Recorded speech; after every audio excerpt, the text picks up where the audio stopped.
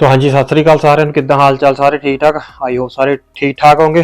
तो पुर्तगाल में जो जिन लोगों के बायोमेट्रिक दोबारा से हुए हैं री बायोमेट्रिक, तो उनके कार्ड्स आ रहे हैं या नहीं आ रहे, और जिनको ईमेल्स आई है कार्ड अप्रूवल की कि आपका कार्ड अप्रूव हो गया एंड ऑफ की मंथ, आपको कार्ड मिला उनको या अभी तक किसी को नहीं रिसीव हुआ।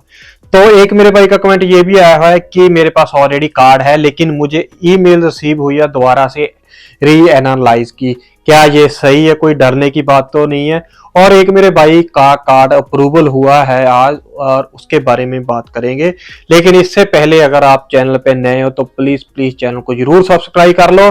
तो सबसे पहले एक पॉजिटिव न्यूज की बात करते हैं, जो कि मेरे भाई के बायोमेट्रिक दोबारा से हुए हैं और फिर उसको कार्ड रिसीव हो गए। ये की बहुत अच्छी न्यूज है। उस मेरे भाई ने कमेंट किया है कि उसके 18 सितंबर 2022 को उसकी फाइल लॉक हुई थी और उसके महात्मा गांधी स्पेशल सेंटर में फिंगर हुए थे, जैसे कि सबके होते हैं, 29 अक्टूबर 2024 में।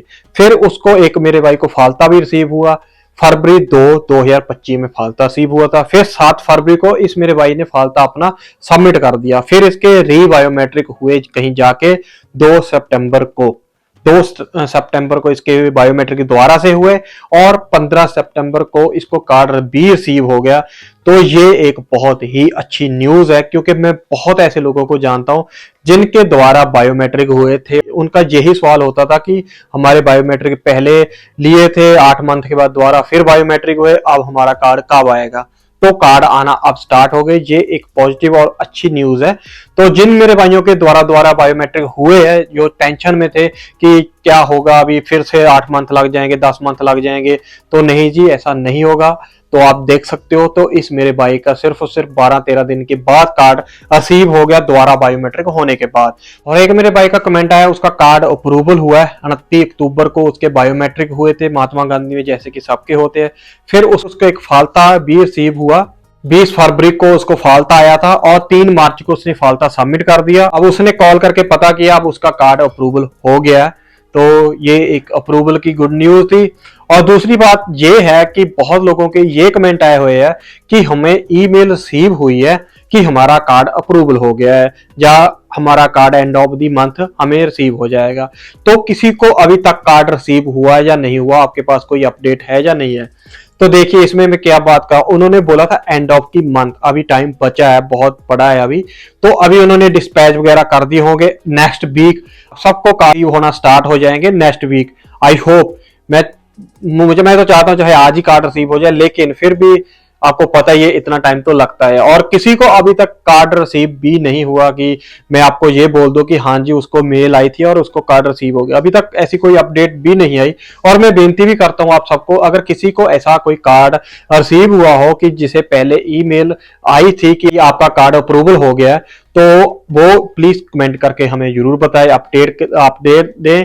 क्योंकि बहुत लोगों के ऐसे सवाल होते हैं और टेंशन में होते हैं कि उनको उनके सवाल आपके कमेंट के जरिए मिल जाते हैं और वो थोड़ी सी टेंशन से रिलीफ होते हैं। तो प्लीज प्लीज इसलिए बोलता हूँ, कमेंट जरूर करया करो जी आप, प्लीज प्लीज। तो एक मेरे भाई का कमेंट ये भी आया हुआ है कि मेरे पास ऑलरेडी कार्ड है, मैंने कोर्ट केस करके अपना कार्ड लिया था, लेकिन अब मुझे फिर से जो ईमेल्स आ रही है, सबको पता धड़ाधड़ ईमेल्स आ रही है, तो मुझे ईमेल्स आई है री एनालाइज की कि आपका केस री एनालाइज होगा, लेकिन मेरे पास ऑलरेडी कार्ड है। अब मैं क्या करूं? कोई प्रॉब्लम की बात तो नहीं, की चिंता की बात तो नहीं। तो देखिए मेरा भाई, आपको सबको पता कि पहले भी ऐसे आइमा गड़बड़ करती रहती है, किसी को 2-2 ईमेल सेंड कर देती है, और किसी को तो ऐसा भी होता है कि उनका कार्ड उनको रिसीव हो जाता है और उनको बाद में मेल आती है कि आपको फालता है, ये आपको फालता सबमिट करना है, लेकिन उनको कार्ड रिसीव हो जाता है। और किसी किसी को तो ऐसा भी होता है, फालता आया होता है कि वो सबमिट करो, लेकिन वो सबमिट करने का भी उनके पास टाइम नहीं होता या उनके पास वो डॉक्यूमेंट नहीं होता, फिर भी उनका कार्ड डिलीवर हो जाता है। तो ऐसी गलतियां होती रहती है, लेकिन फिर भी मैं चाहूंगा कि आप एक बार क्रॉस चेक कीजिए। अब आपके आसपास में जो भी आईमा का सेंटर होगा, तो आप वहां पे जाकर उनको ये चीज कंफर्म कीजिए कि मुझे ये ईमेल रिसीव हुई है, लेकिन मेरे पास ऑलरेडी कार्ड्स है।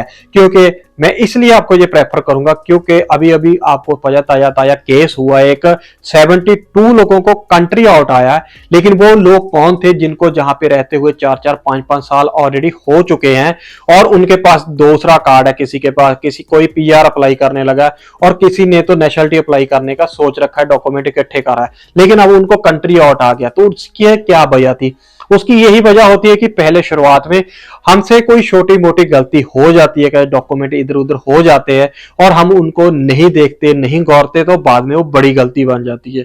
तो इसलिए मैं आपको बोलता हूं, होना तो कुछ नहीं है, मेरा ओपिनियन यही है, पर मेरे ओपिनियन से आपको पता कुछ नहीं होगा, आपको जाना होगा, क्योंकि मैं नहीं चाहता कि आप मेरी वजह से कल को कोई बड़ी प्रॉब्लम में पड़ जाओ। एक बार पता कर लोगे तो आप टेंशन फ्री हो जाएंगे। अगर आपको उनको कुछ चाहिए भी होगा डॉक्यूमेंट, वो आपसे ले लेंगे, आप उनको दे देंगे, आपको इन फ्यूचर कोई प्रॉब्लम नहीं आएगी। तो मेरा मानना ये है। आई होप आप सबको समझ में आ गया होगा मैं क्या कहना चाहता हूं और आप क्या पूछ रहे थे, आपको सब जवाब मिल गए होंगे। अगर इसके बारे में फिर भी आपके दिल में कोई भी राय होगी या कुछ बताना होगा तो प्लीज आप कमेंट करके जरूर बताना। और किसी के आसपास में कोई भी कार्ड आया हो या ईमेल आई या कुछ भी ऐसा होया हो तो प्लीज प्लीज कमेंट जरूर करना। आप भी इस वीडियो को ज्यादा से ज्यादा लाइक कर देना, ज्यादा से ज्यादा शेयर कर देना, हाइप का बटन भी जरूर दबाना और लास्ट में इस चैनल को सब्सक्राइब करना मत भूलना। Thank you.